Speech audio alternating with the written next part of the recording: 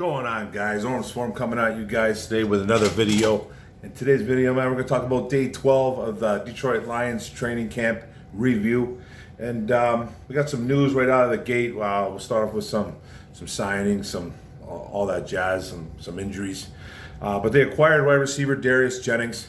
Again, familiarity with this kid. Anthony Lynn knows him. He played for the Chargers. Speed to burn, wide receiver. Has some kick return ability, punt return ability, fast. Made a couple nice plays already, I guess. Out there making plays.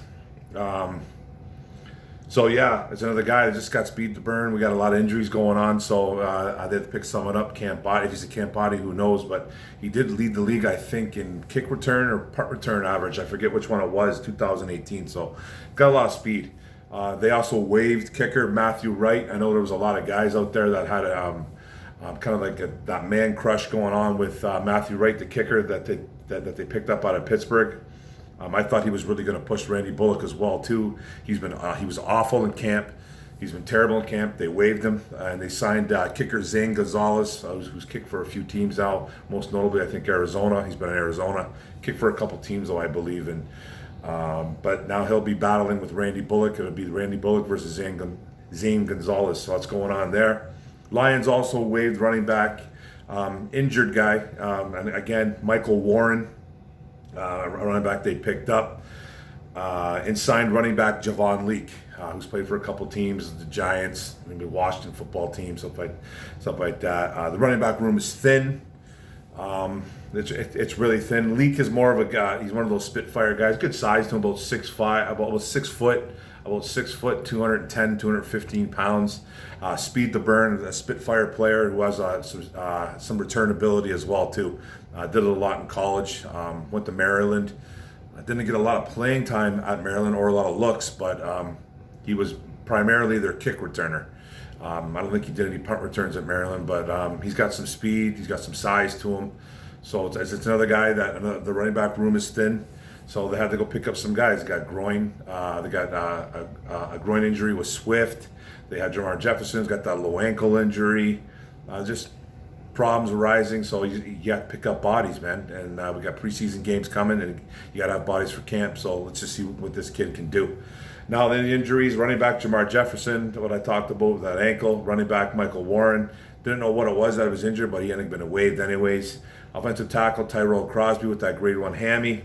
That's probably the most significant one right there, the worst one of the bunch. Defensive tackle Nick Williams got the COVID. He's on the COVID list. Defensive tackle Levi Onwuzurike has some back injuries and some injuries, I guess, that came up. We finally got really an answer about Levi. He had some injuries in college and they keep popping up. So some college injuries that keep coming to the front. So the Detroit Lions and the staff, Brad Holmes and Dan Campbell, have been sending him to some specialists to see what's going on with him. And he really wants to practice. He's upset. He's upset that he can't be out there practicing, but he's got some injuries that just keep popping up. And they're all due from his college days. So, and most notably that I heard was the back one. His back. So he had some injuries there, and they're just taking a look at him and just trying to get him better. Just got to get him right. Got to get him out there. Campbell says that he'll be probably practicing next week. So you won't be seeing Levi Onwuzurike playing against the Bills on Friday. There's going to be a lot of guys, I think, that won't play. Defensive tackle John Pennicini out as well, too. Undisclosed what's wrong with him. Cornerback Quentin Dunbar got that personal thing going on. Cornerback Corn Elder has the leg. Wide receiver Quintez Cephas still with the head injury. And then wide receiver Damian Riley, undisclosed. Don't know what's wrong with him. Players like DeAndre Swift with the groin, Brockers on the vet rest, wide receiver Brashad Perriman with the hip, offensive guard Tommy Kramer, and cornerback, newly acquired cornerback Nikel Roby Coleman. First day on the job. No team drills for those guys, but some of them warmed up and stretched, so they were out there, but no real team drills. Everybody's trending upwards though with these injuries. Guys are coming back. Dan Campbell's saying none of them are very, very serious. None of them are serious. They're all minor. The only one that's a little bit concerning to this coaching staff, I believe, is the Tyrell Crosby one. So they're going to have to rest. I mean, you're not going to see him at all I don't think you're going to see him in the first couple of weeks of preseason, and you're definitely not going to see him training. You're not going to see him in training camp. So, and I don't think he's going anywhere either, because he's probably our best lineman off the sidelines. He's probably our sixth best lineman. You know what I mean? There's 5 that start. He's the 6th guy that comes off the sidelines and has to jump in there. So they've been trying to get him at guard. They've been trying to get him. Obviously, he plays tackle right and left. So he's going nowhere, but he's not going to be practicing. You're not going to see him in any games right now. Just hopefully he can start doing some things soon, though. Now there was some little bit scary news that happened too. T.J. Hawkinson and Deshaun Hand went down. Hawkinson landed on, or Jeff Okudah. They were doing a drill. I think it was a 7-on-7, and Okudah was matched up with Hawkinson, and they went up for a ball. Okudah landed on top of him. Okudah was banged up for a little bit too, but ended up returning the drills after a little bit of rest. Hawkinson limped off the field. Sounds more to me like it was more of wind knocked out of him. If someone landed on top of him, hopefully that's what it is. But he ended up not returning back to drills. He stayed on the field though. He didn't go into the training facility, which kind of makes me a little bit happy, thinking that it's just maybe the wind knocked out of him. So I think they would have pretty much forced him to go look at a trainer, go have a trainer look at him if it was serious. So Hawkinson didn't return, and then Okudah sat out for a little bit, but then returned back into drills. Also, wide receiver Chad Hansen got a little banged up, and so did defensive tackle Kevin Strong. He was seen limping off the field. So it's just some guys that were, some most notable guys being Hawk and Hand right there. I feel for Deshaun Hand, man. It's a guy that just literally was talking about, man, finally being able to stay healthy, and then he ended up getting a little bit banged up. But apparently it's all minor. Nothing to be too worried about. But you have to worry a little bit about Deshaun Hand. He's missed a lot of time in 3 years, like 20-something games. So we need this kid healthy. He's going to be a key piece of this D-line. So, but it's all minor. It's all minor right now. Now back to practice. Finally, defensive end edge Austin Bryant had a really big day. Full practice going on, picking up 3 sacks in team drills, beating offensive tackle Dan Skipper to the edge on one of them. The next one he blew by tight end Elise Mack, who's not having a good camp. Once the pads went on for Mack, his practices have been terrible, especially in the blocking department. In the third one, he did beat Penei Sewell. He beat Penei Sewell, and that's going to happen. Not too worried about it, but that's who he beat. I'll tell you right now, Austin Bryant is no joke. Austin Bryant is no joke either, and I think he should have been at least a second-round pick, but he slipped in that draft when we drafted him a couple years ago because of that chest injury he had. He would have been a second-round pick, but he slipped to the 4th, and that's when Quinn took him. I think he's a good football player. We need him to stay healthy as well too. It's another guy that can't afford to go down either for this team, because I think he can bring that. I think he can bring that pass rush. He does a lot of good things. He's long. He's quick. He's capable of doing some things, especially some damage on that defensive line, that jack outside linebacker, whatever position they put him at. He's versatile too, so they can do that. And him beating Sewell, everybody relax too. Okay, it's going to happen. He did catch offensive linebacker coach Kelvin Shepard's eye, and Shepard was very impressed with him. He wants to see the consistency out of him, and it was a great start to it. So he just needs him to be out there consistently doing what he did, and he's going to be a guy that's going to just need to just keep performing on the field. Now the wide receivers, can't say enough about Khalif Raymond getting first-team reps. All these injuries, guys are getting opportunities. Khalif Raymond out there getting first-team reps. Him and Tyrell Williams were the starters. Making plays out there, and I guess he made safety Elijah Holder look really silly on one play, just double juked him, and Raymond made a nice catch, nice route. Dan Campbell loves him right now, and calling him a stud, and loves his versatility. And I'm telling you right now, guys, Khalif Raymond is no game changer, like I've said 1,000 times, but he's going to get the opportunities on this team because of injuries and because of just how weak this wide receiver room is. And I don't know how really good this kid really is, because he was very limited in every team he ever played for. He was basically your Marvin Hall 2.0. You guys remember who Marvin Hall was on this team? That's who this guy reminds you of totally. Maybe Marvin Hall should have got more looks here in Detroit, but it was a very crowded wide receiver room. So he never really got a lot of opportunities. You always see he can get that deep ball though, right? But this is what I think Khalif Raymond is. He could be a little better version of Marvin Hall because he's got return ability. I think he's a better route runner. Don't know too much about his hands and Marvin Hall's hands. It's, you know what I mean? I don't know who's better there. But Raymond's going to get his shots. He's going to get a shot. So he's stepping up to the plate. He's doing what he's supposed to be doing. And the running back room, another small room due to injuries as well. Swifty, Jefferson, Warren just got waived. The opportunities are there for guys like Godwin, Igbuke, and Mills, and they look good today on day 12 on pass protection. So that's a good sign. And defensive tackle, another room that's getting absolutely destroyed with injuries. Brockers, Penasini, Muzurike. They now add Hand and Kevin Strong to that list. So the defensive tackle, defensive end room is it's getting decimated, man, right now. These injuries are just hitting. They're minor, but they're hitting. 5 guys right now. That's 5 guys on the shelf. Strong was looking good too out there. He was getting first team reps because of injuries. Now he's hurt. That forced defensive tackle, defensive end, Jashawn Cornell into a bigger role on day 12 and day 11 actually too, when it all happened. Guys going down, just getting hurt.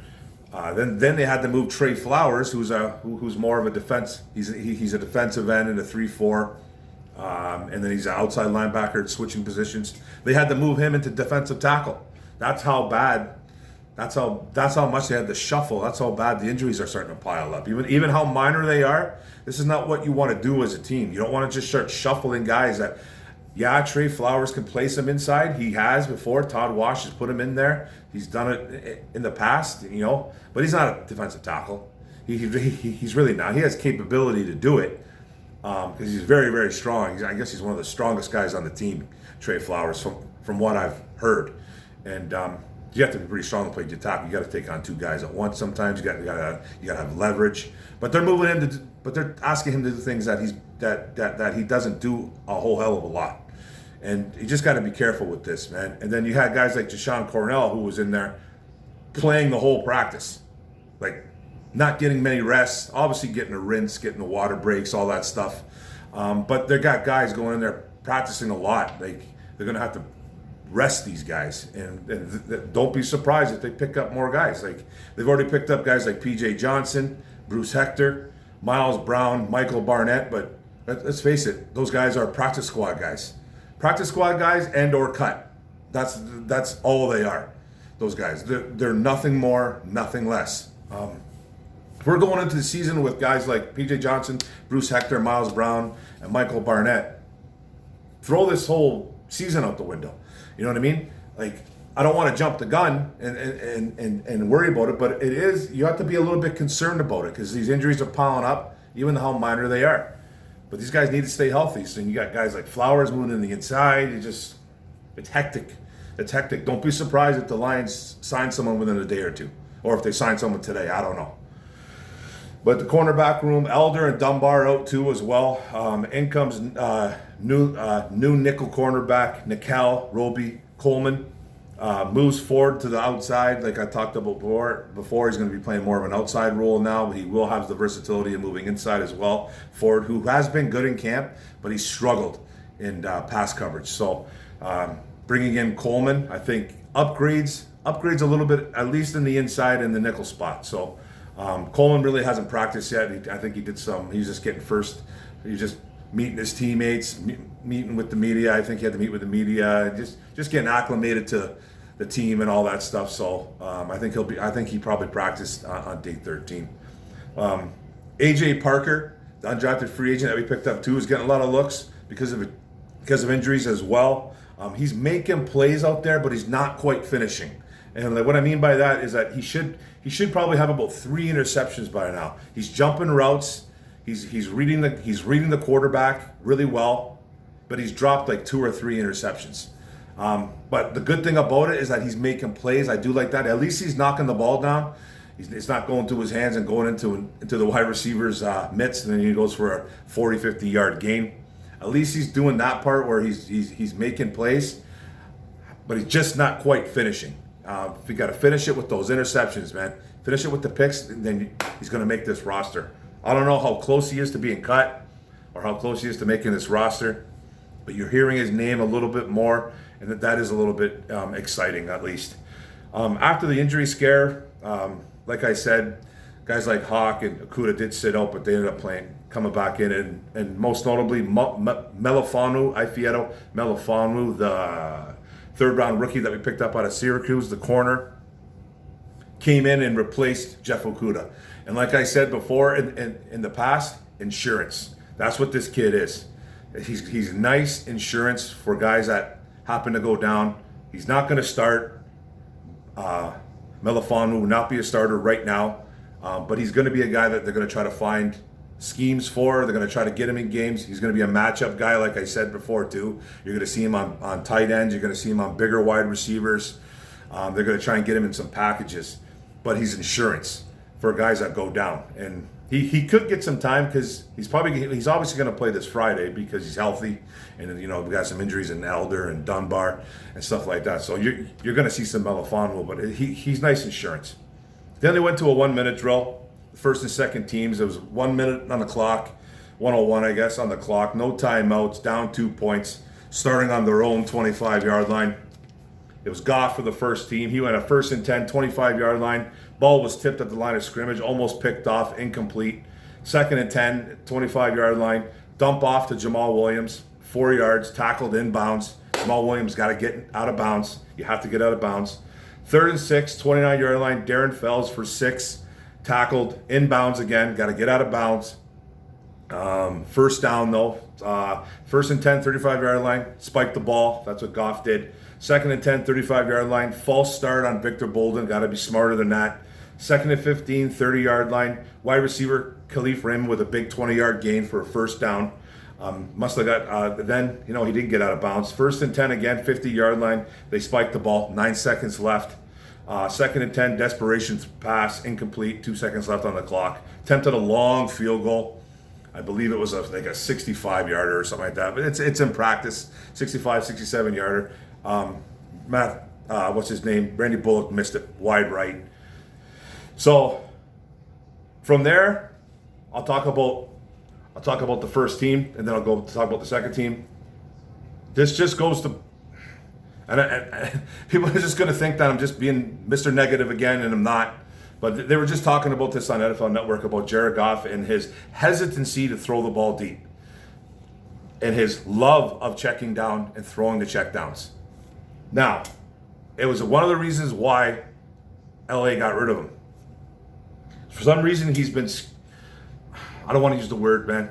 If I use the word scared, he's been hesitant, okay? He's been hesitant about throwing the deep ball. And I'm not calling this a Madden game where you need to throw the ball deep 24/7.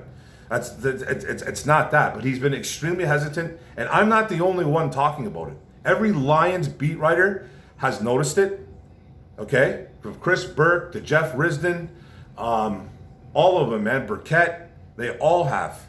You know what I mean? Eric Schlitt, all these guys that put out all this information, they have all noticed it. It's not me seeing it. You could see it in videos. You could see it at the practice. You hear about it. The NFL Network, LaDainian Tomlinson was just talking about it 1 hour ago. Now, I'm not saying Jared Goff is a terrible quarterback, but there's something going on with him that he doesn't want to throw the deep ball. It's like he came out that one practice and was rifling deep balls all day, and then you haven't heard anything about it since. Took him almost 2 weeks to do it. Like, I know every practice is pre-planned. I get it. You always have a plan of what you want to do on day 1, day 2, day 3. I get that. But he's in love with the check down. He's in love with it. And he won't take shots. It's a concern. To me, it's a concern. I'm concerned about it a little. I'm not going to completely freak out over it, but now we're 2 weeks into camp. Okay, preseason games are coming. I know we got a lot more camp coming, a lot more preseason games coming, And I'm not, and then like I said earlier, this is not Madden. This is not a video game. You don't just chuck it and duck it, right? I know that. But it's a little bit concerning to me. It's a bit concerning, and the beat writers all see it. They all see it. They all feel it. They're all talking. They all hear it. It's just it's not an illusion. It's not something that just should be completely ignored. Like, this is what it is right now. This is what it is. He's extremely hesitant, doesn't want to throw the deep ball much, and he just loves to go to his checkdowns. I don't know why. Is it because that he has a tendency to throw a lot of picks? He fumbles the ball a lot. Is he not confident? I don't know, but I think it needs to be reevaluated. He needs to figure this out. The second team came on. They didn't look good at all. They couldn't even get a first down. Julian Aquara had a sack during that, and then they had a blitz on 4th and long when incomplete.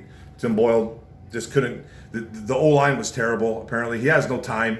It was the second team. The O-line is bad. I'll talk about that a little bit. And then Bullock later on in a practice field goal, he hit a 50-pluser, which is good to see in here. It's good to see that Randy still has a little bit of a leg. He is a decent field goal kicker. He has 83% field goal kicker, and he does have the ability. Now, like I said, this offense still needs to try to find a rhythm, but Goff's hesitancy is noticed.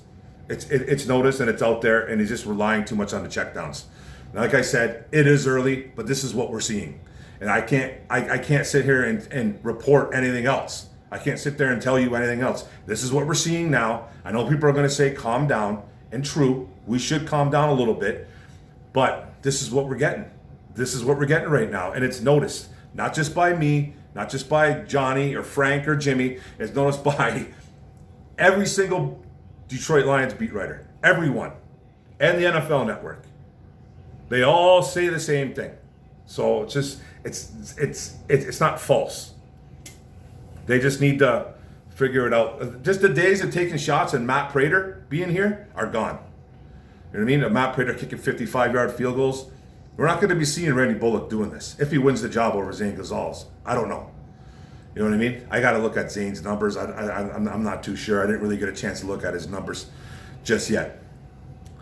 But the injuries are piling up. You know, with a quick summary, they're piling up. Julian's popping out, though. Julian is popping out there, looking good. It looks like he's finally starting to get healed. He did have a hip thing going on a little bit a few days ago, but he's looking good out there.